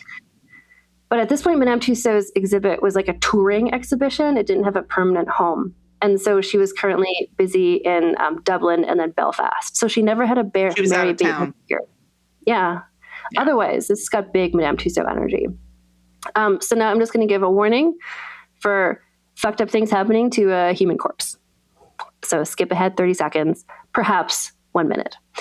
So after the dissection, Mary's skin was removed and turned into leather. No. To make like charms that people could buy. Bad. Because she's like a witch, right? And it's like have this Mary skin leather. The tip of her tongue was pickled and preserved. Other portions of her skin were used to cover books. Did you hear? You probably did. This is big in the library/archives world a year or two ago. There's some various archives and museums that have in their possession books with human skin covering. Yeah. And there's been sort of a movement in museums and archives and stuff to like be more respectful about human remains in general. So it's like what to do about these books with like human skin binding. So anyway, Do you know who allegedly owned one of the books covered in Mary Bateman leatherskin? It's someone who's been on this podcast numerous times, who is a man. Is it who I hate. Is it Lord Byron? No. Oh, is it Prinny? It's Prinny! No! Listeners, if you don't know, Prinny is King George IV, the husband of Caroline of Brunswick, who I wrote a book about, Caroline, Rebel of the Regency. And Prinny has this remarkable ability to show up in every goddamn story I've done this whole season. I was almost at the end of this biography, and I'm just like, Prinny? What are you doing in this book? Buying a human skin book? I love you, Anne, because you are doing a Regency season. And every time the Regent shows up, you're like, what are you doing here? Why is he always here? Why is he here? He's always... this is the worst. Like, he's like, Prinny, like, why do you want this human skin book? But I don't know, anyway. But I do feel like if the human skin charms were being sold for like a sufficient amount of money, Mary probably would have been okay with it. Like, yeah, no, Honestly, absolutely. Then you put it in a bag and then you put it in your petticoat and you're good. Well, that's the thing. Like, the fact that she died and then so many people have made money off of her since feels like a good sort of way to remember her. That's how she would want to be remembered, by like new grifters making money. So Mary's skeleton was initially used for anatomy classes at Leeds Medical School, where it remained for 200 years. And interestingly, she had one more rib than most people do at the top on one side. Interesting. Yeah. So it was an interesting skeleton, I guess. So it was at Leeds Medical School, and it remained there for 200 years, and it was loaned to the Thackeray Medical Museum in Leeds, where it was on exhibit until 2015, when these discussions I just mentioned about, like, let's be more respectful about human remains happened. And they were like, maybe let's not have this on display. But it still has not been buried, the skeleton. And this is where I can finally reveal the title of the book. So 2 years after her execution, so she was executed in 1809, in 1811, this book came out called The Extraordinary Life and Character of Mary Bateman, the Yorkshire Witch, traced from the earliest thefts of her infancy through a most awful course of crimes and murders, till her execution at the New Drop near the Castle of York on Monday, the 20th of March, 1809. We just don't title books like we used to anymore. I love it. I love it. It's a great title. We got time, we got day of the week, we got geography. It's all in there. A summary, it's like, do I want to read this book? I don't know. The title tells you everything. And it's like her thefts from her childhood, awful course of crimes and murders. It's intriguing, but you kind of know. Mm-hmm. And then you end with her death. So it came out in 1811. Within 2 years, it had been published 12 times. People love this book. And on the front of it, like the inside, there's on the frontispiece, there is an engraving, like an image. This is the only image we have from vaguely contemporaneously of Mary Bateman, and it's her sort of sitting at a desk holding up an egg, and the egg says, Christ is coming. Yes. I love. She's most famous for.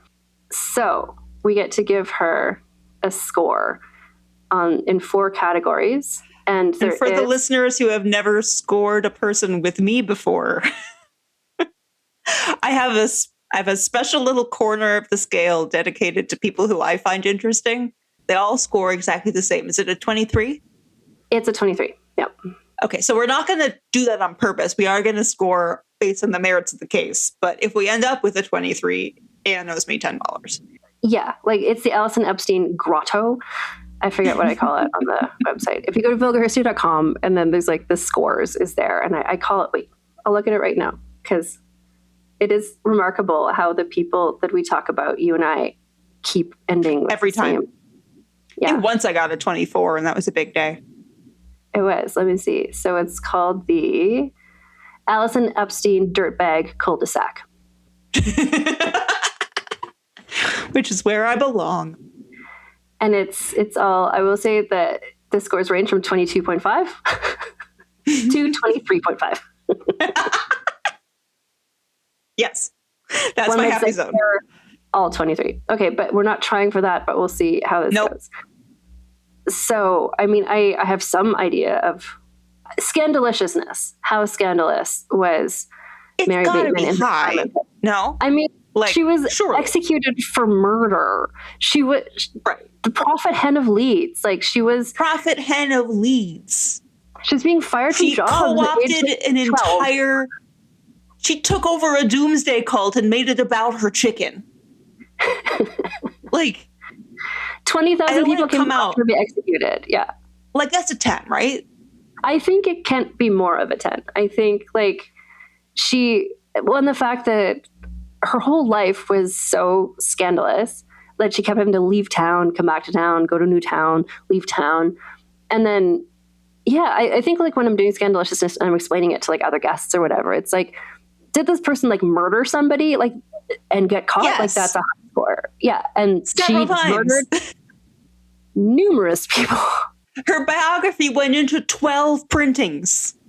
Yeah.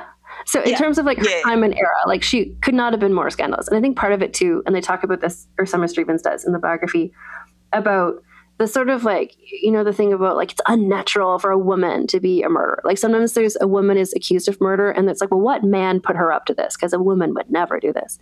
But her, it was always just like, this was her. And that was even more shocking to people because women were thought to be, like, nurturers and whatever. But it's just like, oh, well, she does have children and I don't know how they did or what they did, but she also grifted nonstop from the age of 5 and murdered countless people. So it's like the unnatural, quote unquote-ness of her being a woman made her even more. Like, if a man did this, it'd be like, oh, that was a good time. But that it's a woman, it's like, ooh. It's a little, it's more exciting in some ways. I think a 10 is completely appropriate. Scheminess, I feel, is also a really high. Like, when was she ever, she was scheming in her sleep. She was scheming, and she wasn't just scheming, she was scheming, and it worked every time. And B, they were, like, so convoluted. It wasn't like, these are the kind of schemes that I love, which is not like I'm going to go and implement some battle tactics. It was like, I'm going to invent an imaginary friend who places hexes on your imaginary enemies. And she wants you to pay me in eggs. Like, yes. All of it. Just like, oh, and she couldn't make it because she saw a hot air balloon. And then, like, even the fact that she's on death row about to be executed and she's just like, want me to tell you fortune? One more grift. She's never, like, the fact that she claimed to be pregnant, like, she was never not grifting. And I can't think of what would be more of a 10 of scheminess. Like, she was. No, me either. She was ABG, always be grifting. Yeah. It's truly incredible. This is where I think the scores may not be so high. That's what I always dwindle after those two. those are big for an Allison Epstein episode, yeah. Because the next one is significance. And this is significance to history in general. I mean, I think, how many families did she bankrupt and ruin? How many people died? But at the same time, it's like, I'd never heard of her. You never heard of her. Summer Stevens had never heard of her. Like, were I to go to York, Leeds, what was the other place? Thirsk. Like, I don't think I'm going to be like, Mary Bateman's pub. Like, I don't think she's like. It'd be amazing if you did. Can you imagine? If she had like a fried chicken restaurant in York? I would die. I would love it. I was just in England and I loved seeing all the oldie-timey businesses named after oldie-timey people. Mm-hmm. But there are people who I would have expected to have seen be remembered that weren't. I feel like, again, I didn't go to Northern England. I don't know what's happening in Leeds. But, there's places like I went to Bath, which is how they pronounce it, Bath, where Jane Austen briefly lived. And the whole city is just like, Jane Austen lived here once. And I'm like, so did Mary Shelley. So did Lola Montez. So did, like, so many people were here, actually. Yeah, but the whole city is just like, only Jane Austen. So I feel like Leeds might have. Anyway, all of which to say, I don't think her significance score is very high. I don't think it's very high, but I also don't think it's a 0. Because of the body being in the museum? Skeleton? It's the families that she killed. Like, that is significant to those families. Yes, and true. B, for, like, the contributions to medical science. Like, true. I think she trained doctors for 200 years. So she did something. So I'm thinking like a 1 or a 2. I think maybe a 2. Okay. Like 1 for medical science and 1 for all the families she destroyed. Okay. And then the final category is the sexism bonus. How much did living in a patriarchy get in her way? And I don't think anything got in her way, but I think what got in her way was just like the strict class structure. Like, but she figured that out, and she figured out how to still thrive within it. Yeah. Like, I remember when you started doing this podcast, you're like, everybody gets a 5 for sexism. And then we started running into people like this woman, and we're like, actually, did she experience any sexism at all? Like, I guess had she been, no, because if she had been born a boy, she still wouldn't have had like job opportunities. She would have just been Northern like England. a farmer who got fired for stealing instead of a lady's maid who got fired for stealing. Like, I don't think. Exactly. Yeah. Yeah, I don't. But she probably wouldn't even have had as many opportunities to grift in the way that she did, because she was kind of trusted as like a as like herbalist. a woman, like matron. Exactly, like the two, like Old Nan and the Bog Witch. Like all the witches at this time were women. Like men weren't. Yeah. Like Joanna Southcott. Like that was kind of like a woman's position. Mm-hmm. Is it even you were a 1? saying earlier that like she was particularly notorious because she was she's a woman murderer. That's true. That could be a 1. I think if a man did all these same things, would he have been sentenced to death? Hanged, probably. Hanged, But- yes. Not turned into jewelry and sold around town. Yeah, fair. I think, something like part of what's scandalous about it is the womanhood of it, and just people feeling like, oh, this is like a sexy betrayal of gender or something. So I would say 1 for sexism. Do you know what that gets us, Anne? 23, Allison. It sure does. Mary She Bateman. goes where she belongs. 10, 2, 1, a 23. So she's up there with people like Catalina de Orozco, 23.5, Lola Montez, 23, the Marquis de Lafayette, 23, For different reasons. Empress Elizabeth, 23, Margaret Bateman, 20, Christopher Marlowe, 22.5. This is the Allison cul-de-sac. What did Rochelle get? Rochelle got a 26. That was the one where I broke out of my neighborhood. That's right. Yeah, I think she just had a bit more of other things. She was more significant because she had sex with more Napoleons. Mm-hmm. And she had the big, wasn't it like 10,000 people came to her funeral and stuff? She was, right. Although 20,000 people came to watch Mary Bateman. 20,000 people came to this hanging. I'm just saying, what a time. Thank you so much for joining me for this. This was such an Allison story. I had to bring you to talk about it. I was in from the moment you teased it for me, and it met and exceeded all my expectations. I know, when you say that like the prophet hen of Leeds is not even, it's a high point, but there's so many others. If you had said her imaginary friend was waylaid because she saw a hot air balloon, I also would have joined the episode. Mm-hmm. There's so many hooks. She's just such a creative little villainess. I love it. I think this would be a great limited series on a streaming service, but you have to make her be a dirtbag. You have to go Peaky Blinders on this. You can't make it be like, oh, she's only doing this because her family suffered. It's like, no, she's doing this because she's a sociopath, and I love her. You have to do it like that, or you have to do it like the weirdest comedy anybody's ever seen. Yes. Like a true, lots of options. You know what? If you want to license this episode, filmmakers, call message me. But yeah, Allison, tell people who may not know, you wrote several books, one of which has been nominated for and/or won various awards. Can you tell people about your work? Yeah. I write historical fiction books. My most recent book is Fagin the Thief. It is also about a dirtbag in roughly the early 1800s who has a stealing and pawning items problem. So that's my genre. It is currently up for an Edgar Award for Best Crime Novel, which I'll find out if it wins at the end of next month. I appreciate your good thoughts and prayers as I try to be presentable at an award ceremony next month. There's an actual award ceremony you're attending? Yes. where I find out if I win. I didn't win, listeners, but I'm just delighted to go to an awards ceremony. Yeah. Where is it? Is it in Chicago or where? It's in New York. Oh my gosh, you're going to New York to attend an awards ceremony for which you were nominated. Okay, fancy. That's so exciting. And am I going to go see the revival of Cats, the Jellicle Ball when I'm there? Abso-fucking-lutely I am. So amazing. Get hyped for that. But yeah, everybody should read Allison's book if you haven't yet. Fig and the Thief. So good. And we've mentioned this before, but like the audiobook, so good. That guy's voice. Yeah.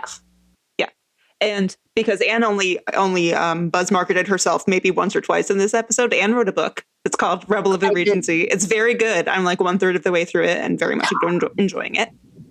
Yay! If I was playing your drinking game, I would be dead by now. But yeah, my book Rebel of the Regency: The Scandal Saga of Caroline of Brunswick, Britain's Queen Without a Crown, a woman who had the truly bad luck to marry a man who bought a book covered in the leather of human skin, Prinny, among other odious things he did.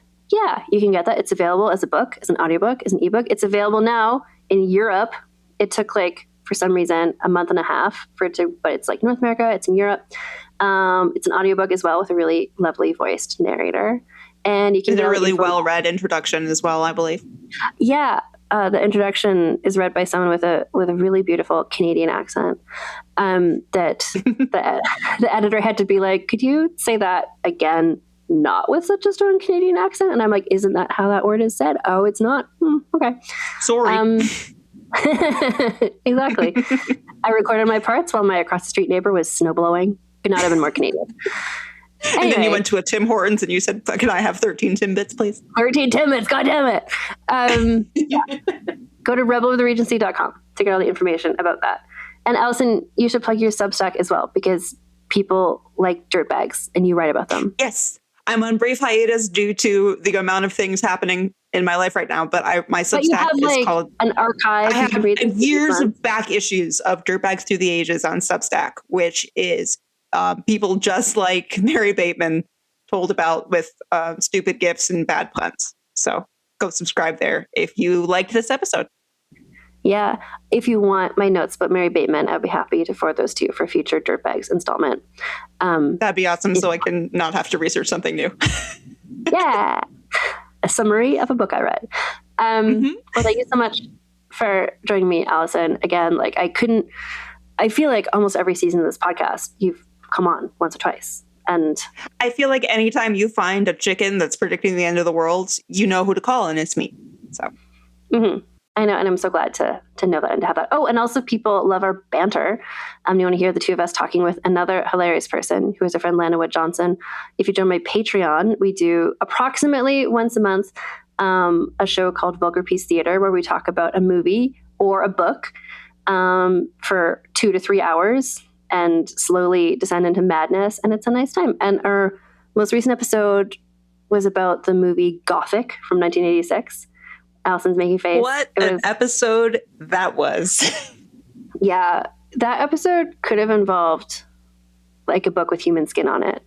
The movie feels like holding a book made of human skin. Anyway, it's a movie about Mary Shelley, the night that she wrote Frankenstein, allegedly. And it's also a 1980s synthesizer fever dream. In our next episode, we're going to talk about the book Dracula by Bram Stoker, which I'm excited for. Which I reread in preparation for that episode, and I remember how much I love how ridiculous it is. So get excited for that.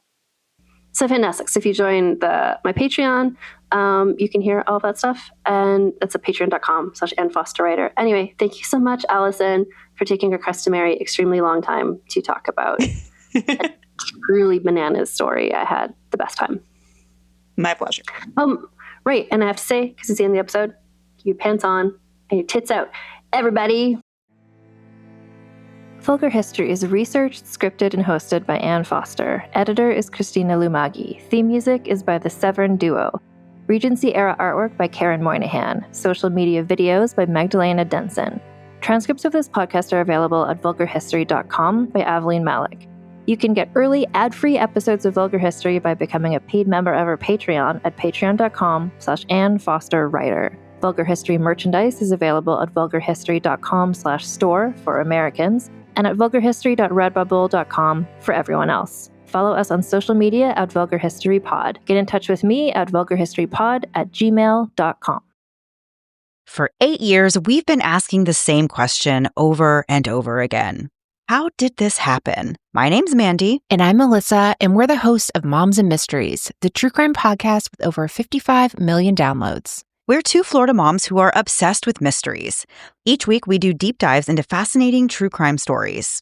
We cover everything from infamous cases like Casey Anthony to the bizarre and complex crimes right here in our home state, like the shocking murder of FSU professor Dan Markell. We bring you the facts, but with warmth and wit you'd only get from two friends who have been hooked on mysteries since childhood. Join us for new episodes of Moms and Mysteries every Tuesday and Thursday.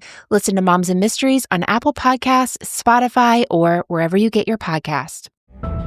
The war is over, and both sides lost. Kingdoms were reduced to cinders, and armies scattered like bones in the dust. Now the survivors claw to what's left of a broken world, praying the darkness chooses someone else tonight. But in the shadow dark, the darkness always wins.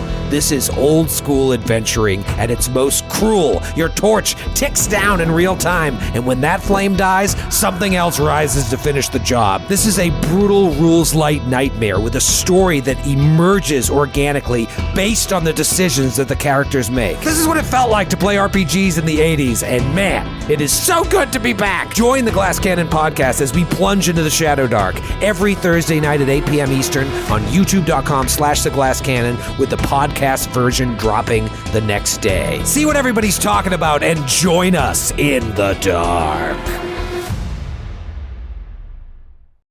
Oh, please, not that music. That music gives me nightmares from my childhood. Could we get something a little bit lighter, some lighter music here? Are you a fan of true crime TV shows? And what about Unsolved Mysteries, the show that jump-started all of our love of true crime? I'm Ellen Marsh. And I'm Joey Taranto. And we host I Think Not, a true crime comedy podcast covering some of the wildest stories from your favorite true crime campy TV shows all the way to Unsolved Mysteries. Baby, you will laugh, you will cry, you'll think about true crime in a whole new way, and you'll also ask yourself, who gave these people mics? New episodes of I Think Not are released every Wednesday, with bonus episodes out every Thursday on Patreon. And every Monday, you can listen to our True Crime Rundown, where we go over the top true crime headlines of the week. So come and join us wherever you listen to your podcasts.